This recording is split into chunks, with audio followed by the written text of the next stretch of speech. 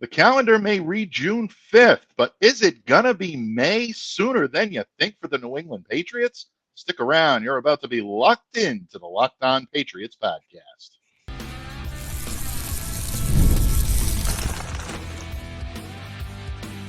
You are Locked On Patriots, your daily New England Patriots podcast.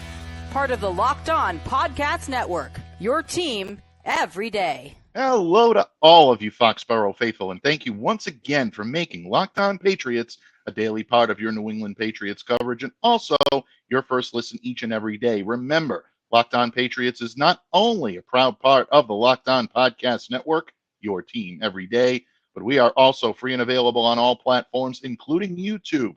So smash that subscribe button and download and follow Locked On Patriots wherever you get your podcasts to ensure that you're getting the latest episode as soon as it's available. I'm your host, Mike Debate. I cover your New England Patriots for Patriots Country of Sports Illustrated. Reach out to me. Let me know what's on your mind on X at MDABATENFL. And while you're out there showing some love to Locked On Patriots social media style, please follow our account there as well at LO_Patriots. And Pats fans, today's episode brought to you by GameTime. Download the GameTime app, create an account, and use the code LOCKEDONNFL for $20 off your first purchase. Terms apply. And Pats fans, a little bit of a hiatus over the weekend, but we are starting things off strong with a midweek mailbag, a trio of amazing questions once again.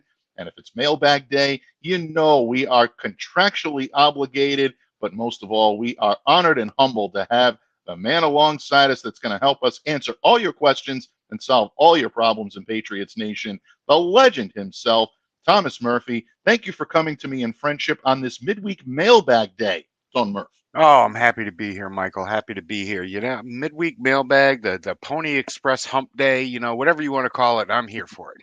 Absolutely. And you know what? It's not Mailbag Monday, but it's still midweek mailbag, and that's still enough alliteration for me to kind of hang my hat on. So I like it. All and right. Folks, we're going to dive right into it. And three great questions from our everydayers, Murph. They always find a way to keep their finger on the pulse of Pats Nation. You are Pats Nation, folks. So bottom line, if it's on your mind, it's on everyone's mind here in Patriots Nation. And where else do we begin, Murph? The quarterback battle. Patriots took the field for OTA's last OTA practice that was available to the media. Now the Patriots ramp things up, and they'll be starting mandatory minicamp this coming Monday. Full slate of shows coming at you next week, folks, so definitely stay locked into Locked On Patriots. You're not going to want to miss our coverage, boots on the ground coverage in Foxborough for mandatory minicamp. But, Murph, it was interesting to see the quarterbacks work out. Jerod Mayo took to the microphone before practice and said that Drake Maye is heading in the right direction. Alex Van Pelt says he's been really impressive thus far. Both of them stress that there's still a lot of work to do. But prior to yesterday, we had seen Jacoby Brissett take the first team snaps. Then Bailey Zappi comes up. He'll get the snaps. And then Drake Maye was coming in, penciled in at quarterback number 3.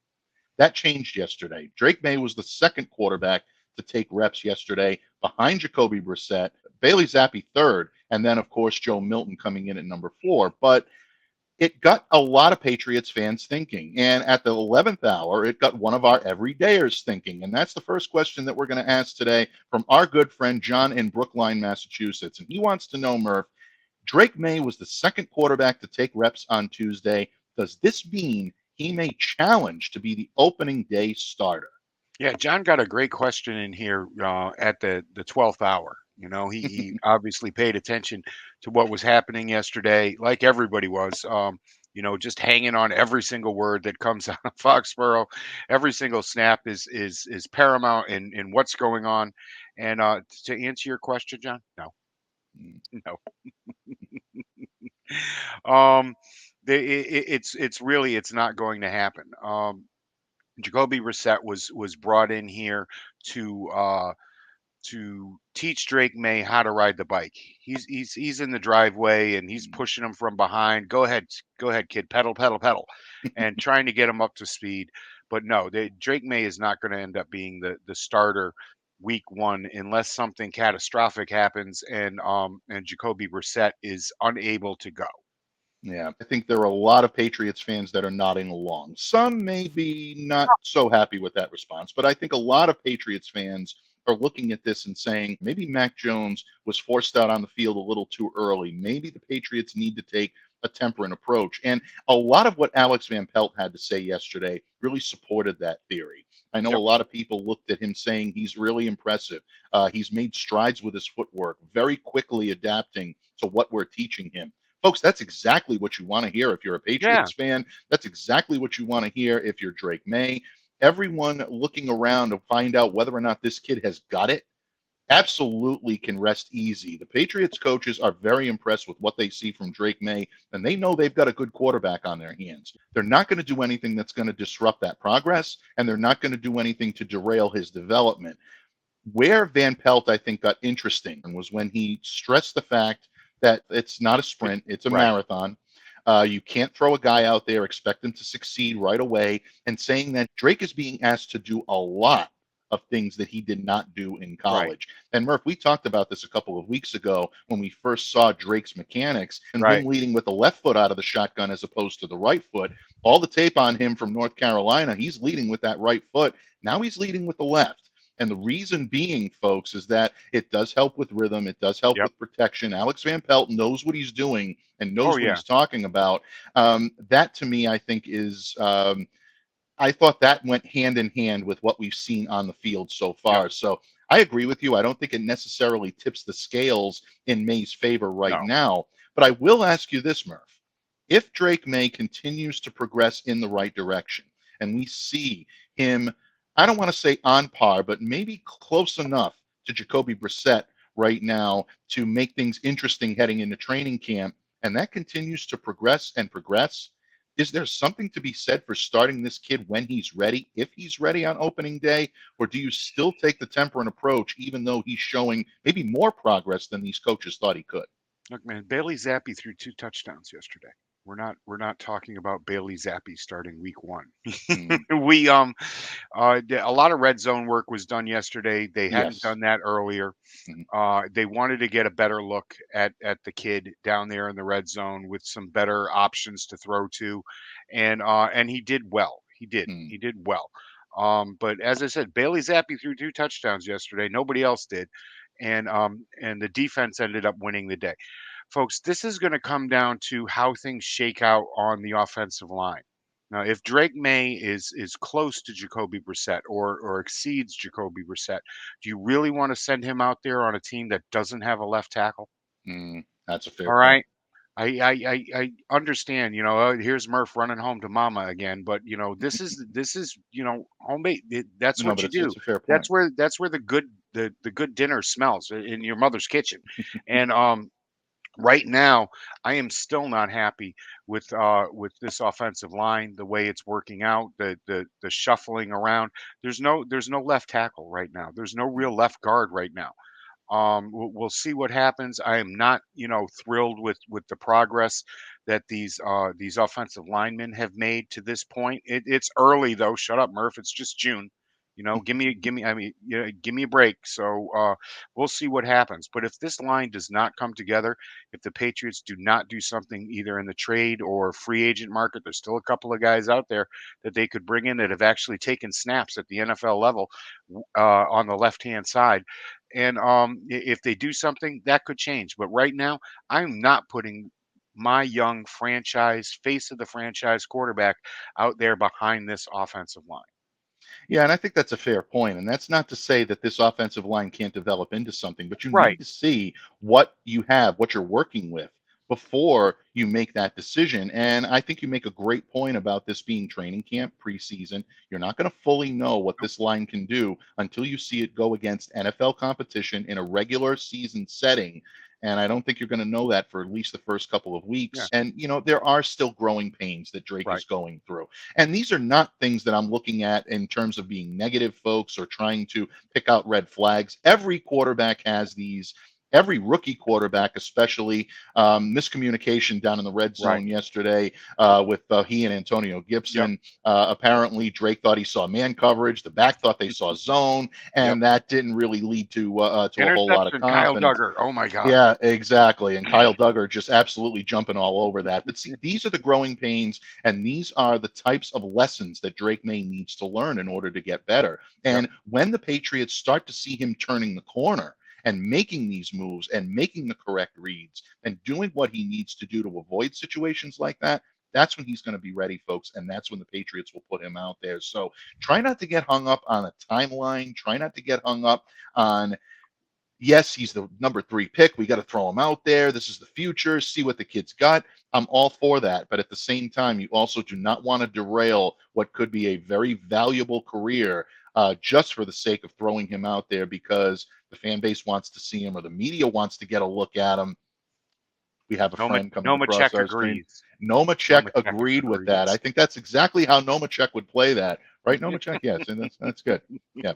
He's a man of few words and a man of fewer screen time, folks. But we always love it when he drops by. And we always love it when Murph drops by, too, because the pearls of wisdom and counsel, my friend, right on the money. I think the offensive line is a big key to that as well. And that's why I think Murph and I are in agreement, John. We're probably still looking at least a couple of weeks into the season before Drake Maye gets the keys to the kingdom, and may even be mid-season before we see that. But one thing I will say is Patriots fans should rest assured from what I've seen of this kid, from what we've all seen of this kid so far, Patriots have a keeper there. You want to make sure that he maintains and keeps moving in the right direction. So, John, excellent question to kick off midweek mailbag, Murph. But you know what? We're not done yet because we mentioned Antonio Gibson, and we got an interesting question on the Patriots' new RB2. Are we maybe overlooking that type of acquisition and what he can do in New England this season? Murph and I are going to talk about that and much more when we continue our discussion on midweek mailbag day here on the Locked On Patriots podcast, a proud part of the Locked On Podcast Network, your team every day. Listen up, Boston sports fans. Your favorite green team in the hub is just 4 wins away from bringing home banner 18. You're excited for the NBA Finals. You want tickets, but you're not quite sure about how to get them. Well, good news, because GameTime makes getting NBA Finals tickets even faster and easier. Prices on the GameTime app actually go down the closer it gets to tip-off. I'm thinking of going, and it's a lock that I'll be using GameTime to get there, because with their last-minute deals, all-in prices, views from your seat, and their lowest price guarantee, GameTime takes the guesswork out of buying NBA tickets. The GameTime app is so easy to use. My favorite feature is their seat views. You can get a panoramic view from your seat in the app before you buy. Take the guesswork out of buying NBA Finals tickets with GameTime. Download the GameTime app, create an account, and use the code LOCKEDONNFL for $20 off your first purchase. Terms apply. So again, create an account and redeem the code LOCKEDONNFL. That's LOCKEDON for $20 off your first purchase. Download GameTime today. Last minute tickets, lowest price, guaranteed. Patriots fans, thank you once again for joining us here today on Locked On Patriots. And before we continue right here on the midweek mailbag episode of Locked On Patriots, I just have one question for you. Are you tired of having to turn down the volume with all that shouting going on when all you want is your daily sports news? Well, it's time to make the switch to Locked On Sports Today, a free 24/7 sports streaming channel programmed for you every day to bring you the biggest stories without all of that screaming. Locked On Sports Today brings you can't-miss analysis, opinions, and news, streaming 24/7 on YouTube or the Amazon Fire TV channels app, part of the Locked On Podcast Network, your team every day. And it's just like Locked On Patriots here, your team every day, a proud part of the Locked On Podcast Network. And we are a proud host of an amazing guest today, one of our very favorites, one of the best in the business, and the only man that can help us drag in those amazingly heavy mailbags each and every week, because you know Noman's not going to do it. He don't work in the rain. He doesn't do anything else but drive the truck. My good friend Thomas Murphy, the legend himself, joining me. And Murph, In the previous segment, we talked a lot about Drake Maye and his readiness to lead this team. When we may see him taking starting snaps at quarterback. But you and I both know that this offense is only going to go as far as their running game, because that's what Alex Van Pelt loves to do. It's an offense predicated on a strong running game, and that helps to open up the passing game, most likely the play action, use the intermediate areas of the field, and take deep shots, utilize all of your weapons. Patriots have a very good top running back to be able to do it. Our good friend Ramondre Stevenson, who looks fantastic already, and he's going to continue to look fantastic. And he does. He is a dual threat in every sense of the word, folks. This guy can be your every down back. He already is. He can be a receiver out of the backfield. He can do it all, but you want to be careful not to burn him out. Right. And the Patriots needed a solid complementary piece in order to be able to make sure their running game continues to be the driving force behind this offense. And the Patriots went out and signed Antonio Gibson from the Washington Commanders to a free agent deal earlier this year. Some Patriots fans were lukewarm on the idea, but I can tell you, the more I watch this kid in practice, the more I watch what he did in Washington, he has a real chance to be someone that I think Patriots fans are going to really take to and really adapt to sooner rather than later. And Murph, that is the second question that we get today here on MidWeek Mailbag. And it comes from, and I had to put this exactly how he put it in the email, it comes from a Pats fan stuck in Indianapolis. Yep, poor guy. And, the saving grace right now, Pats fan, is you are very close to that amazing cocktail sauce that they serve down at St. Elmo's. It's really what drives the combine, and it continues to be one of the saving graces of the city. But, bottom line, Murph, we have our fun, but I think this Pats fan has a great question, and that is Patriots Nation underestimating the addition of Antonio Gibson? And Gibson's name didn't come up in a conversation I recently had with Steve Balestrieri about underappreciated Patriots. And we talked a lot about guys like Jelani Tavai, and we talked a little bit about Ramondre Stevenson, but would you put Antonio Gibson into that list? Not necessarily underappreciated, because he hasn't played it down for New England yet, but do you think Patriots fans may be sleeping on this signing a little bit? Do you see Ezekiel Elliott anywhere on the Patriots depth chart? The reason he's back in Dallas. He's back in Dallas. It's fantastic. And Zeke had a fantastic year here last year. Yeah, he did.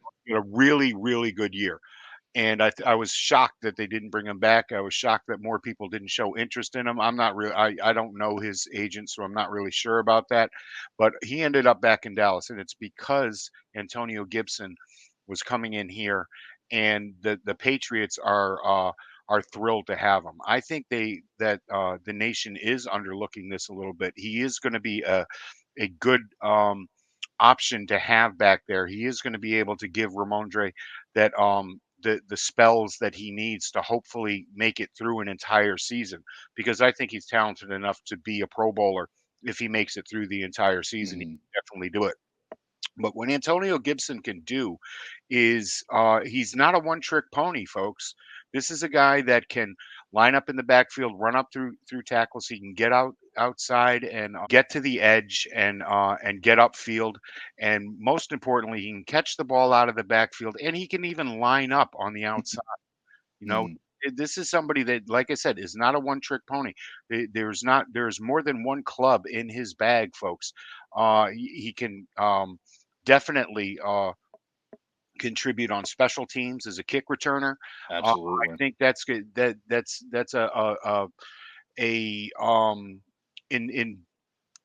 the way that the NFL has screwed up the kickoffs now and are going with the new thing. I think he could find a nice role there too. If at least as a backup, because we lost a kick returner last year, if you don't remember, and there were other guys that were trying to fill in and didn't do quite as well. I think that Antonio Gibson is going to be a significant part of this offense. And yes, I do think that Patriots Nation is underestimating the value of bringing this young man in. Absolutely. Could not have said it better. And Veteran once again, presence. I think this is, Yeah, and that's a big key to this as well. A veteran presence, someone who has done it at the highest level and Right. done it consistently. We were all impressed by the 90-plus yard return that Jalen Reagor put on Right. the Bills last year. But when you talk about consistency, that's a great point because Antonio Gibson has done this since 2022, returned 35 kicks for 826 yards, There you averaging go. 23.6 yards per return. Positive numbers that are consistently out there. And like Mike said, we all love that kick return. It was a beautiful thing. But when you can get a guy that can give you 23 on every one, why not go for it? Especially with these new rules that I still am scratching my head over. Yeah, I think we all are. It's a polarizing subject for so many people, and it continues to be for us here as well on Locked On Patriots. You haven't seen the last of it. As we get closer to the season, folks, Yeah. we'll be breaking down a lot of that here. So stay tuned. You don't want to miss that. But I think it's also interesting that you put into to me, Murph, I think you make a phenomenal point. And the point that I want to come back to that you made as well is it also is going to help prevent burnout. We talked about Right. burnout in the previous segment. We talked about it a little bit with Ramondre Stevenson. Antonio Gibson can help prevent burnout from Marcus Jones. Let's not forget that Marcus is coming back from a labrum injury. I Right. know it's not something that's affecting his legs, but you don't want to start having him back there returning both punts and kicks Right. on a regular basis. It puts his health in jeopardy, and it also runs the risk of burning this kid out by mid to late season. Right. He's got amazing energy and amazing speed like I haven't seen, but he's human, as everyone is. You need that balance, and I You think really Antonio do. Gibson can provide it. With this line, Mhm. okay, Antonio Gibson's one hell of a blocker. He is. Okay.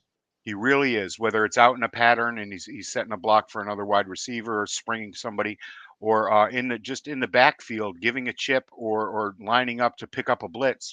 This Mhm. kid can do it, and that's something that you really don't want to have Ramondre Stevenson doing time and time and time again.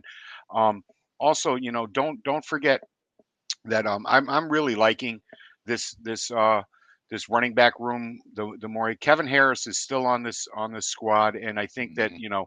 not bringing Ezekiel Elliott back is a good omen for this guy. He's also going to be able to be a part of this mix and give the top two guys a little bit of a spell. Let's see if he can start catching some passes himself.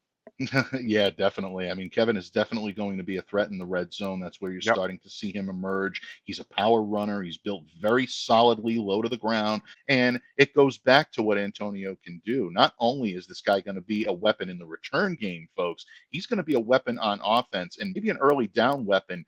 2,643 yards on 642 attempts, 22 touchdowns Right. during his career in Washington. But here's where he's going to make his bones, so to speak, Murph, to quote the Godfather, receiving out of the backfield. And Murph put this Yep. very well. He's a very good blocker, even in the backfield. You're going to see him deployed there. But when his number is called, this kid is a phenomenal route runner. Yep. Go back and take a look at some of the routes and some of the catches that he made when he was a Washington Commander. This kid can run all the routes on the tree. And that's something that I think Alex Van Pelt is loving about this. I think Jacoby Brissett's going to utilize him very heavily. Don't forget, these two are former teammates in Washington. Yep. These guys have the ability now to complement one another. And I think you're going to see that. And bottom line, this kid can catch the ball. 172 passes caught, 1,283 yards, 7 touchdowns Right. during his time in the nation's And I love capital. JUCO guys. Yeah. I really do. I love guys that are JUCO transfers and just like keep climbing the ladder. They're hungry and they want more, and I dig that. Well, that's it. I mean, and Ramondre Stevenson was a JUCO guy Yeah, too. That's what these true. guys Yep, have in yep, common. Stevenson attending Cerritos College in Norwalk, California. yep. Gibson, East Central Community College in There you Decatur, go. Mississippi. So these guys have a bonding, and they've already said that. I remember Antonio telling us when we first met him after signing that he contacted Ramondre right away, and he says, "We're both JUCO guys. There's a lot of Yeah. Okay. respect. Cool. These two guys are going to push one another competition-wise." But they're on the same team. They have the same goal. And That's I it. think that's going to make a good complementary pair in the backfield. So to answer your question, my friend, Pats fan in Indianapolis, yes, I do believe that Antonio Gibson signing is going to pay big dividends and maybe not getting the press or the love it deserves, but it definitely should be. This kid's game is going to be a very big factor in the Patriots offense taking that step forward this year out of the doldrums we saw it for the last couple of years. Murph, once again, our everydayers hitting a tremendous question and getting us to discuss players that we don't normally discuss all the time. And that leads us quite nicely into what will be our final question here on Midweek Mailbag Day here on Locked On Patriots. We're going to talk about the kicker position and whether or not a brewing competition might be budding in that room. Patriots right now have two kickers on this roster. Which one is going to make it out of camp? Murph and I are going to give our conjecture on the matter and much more when this episode of the Locked On Patriots podcast wraps up right here on the Locked On Podcast Network, your team every day. This next segment is brought to us by our sponsor, BetterHelp. And Locked On listeners, sometimes we all need the opportunity to get something off our chest. Big or small, certain things can really start to get to you. It's important to let that out, especially to someone who's unbiased on your life. So today, I want to say how I really feel about something, and you might even be thinking about the same thing this week. Folks, your favorite team in Foxborough has a new quarterback, and it's a new era here in New England. We're all excited to see how the new players and the new coaches work with each other. But there is also a level of anxiety about how long it's going to take for this team to return to respectability. Could things get worse before they get better? Well, life can present similar situations, and therapy can help you because therapy can be different for everyone. Most of us have bigger problems than our favorite sports team, and it's important to get things off your chest every once in a while. If you're thinking of starting therapy, give BetterHelp a try. It's entirely online, designed to be flexible and suited to your schedule. Visit betterhelp.com/lockedon to get 10% off your first month. That's BetterHelp, HELP.com/lockedon. Patriots fans, thank you once again for joining us here today on this midweek mailbag episode of Locked On Patriots. Once again, a brief hiatus over the weekend, but that will not be the norm, folks. A lot of action-packed shows coming at you each and every day during the week, so make sure to stay locked in to Locked On Patriots. As always, a special tip of the cap for all of you everydayers for hanging in there with us. You are phenomenal fans of the show, and we really could not do this without you, and we wouldn't even think about doing this without you. You know, Murph, a lot of people say that the accolades of many is what may sustain you, but it's the loyalty of a select few that truly touch your heart. And that really, I think, definitely sums up the fan base that we have here on Locked On Patriots. You all really just tremendously show your appreciation to myself and to Murph and our regulars here on Locked On Patriots. So we appreciate you and we thank you very much. And Murph, we are almost ready to close up that mailbag, but we're not quite ready just yet because what better way to round out a midweek mailbag than to talk kicker? Yeah, that's right, folks. We're going to talk a kicking battle. Kickers count. They absolutely count. And we in the media had an opportunity to talk to one of those kickers last week, and that is second-year kicker now, Chad Ryland, and the potential kicking competition that he might have going with veteran Joey Slye, who was signed last month by the New England Patriots. A longtime valued everydayer of Locked On Patriots, Melissa in Coventry, Rhode Island, would like to know, can Joey Slye outduel Chad Ryland for the kicker position this season? Murph, I leave this to you. Is this a genuine kicker competition? Do you believe Chad Ryland's job could be in jeopardy? And what does it mean for the Patriots special teams in the long run? In the long run, I'm not sure what it means. If Slye beats him out, we could be going through this again next year. But I mean, Chad Ryland is, what he is right now. He's kicked 64% last year. 16 of 25 field goals. We have him to thank for getting Drake Maye here. If he hadn't missed that game, we wouldn't have Drake Maye here.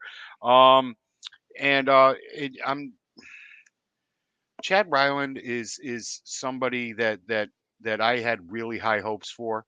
He had a great career in college, and I thought was quite frankly worthy of the pick that he was taken. I know I'm in the minority there, but he had rookie jitters and it was a real problem.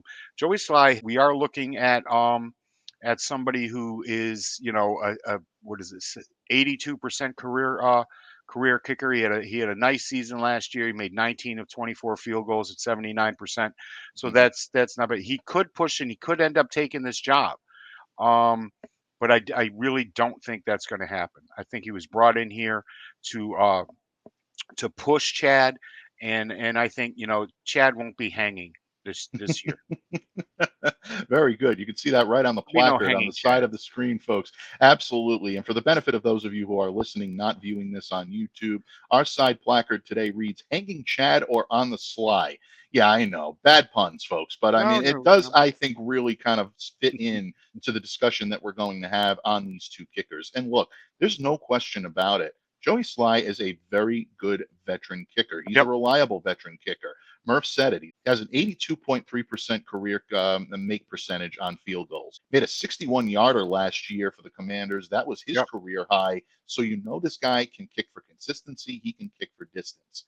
The question is whether or not Chad Ryland rounds into that type of resume, rounds into that type of hype that he got coming in here. Because let's face it, this was the earliest drafted specialist that the Patriots brought in their 71-year history. Yep. This kid can kick with consistency. Take a look at what he did with the Terrapins his final year. He only spent 1 year Right. with Maryland, but made a phenomenal impact on this program, and really, I think, made a very strong impact on this program. 82.6% of his field goals. He was 9 for 9 from under 40 yards, Yep. which, let's face it, I know a lot of people scoff at that, roll their eyes, but if you're an NFL team, your job is to try to prevent your kickers from having to make 50-plus yard field goals. Right. Not always the case. I know that is part of their job description, but he made a 53 and a 52-yarder in September of those years, made 39 of his 40 extra point attempts, and he was selected to second team All Big Ten honors. That's a pretty decent resume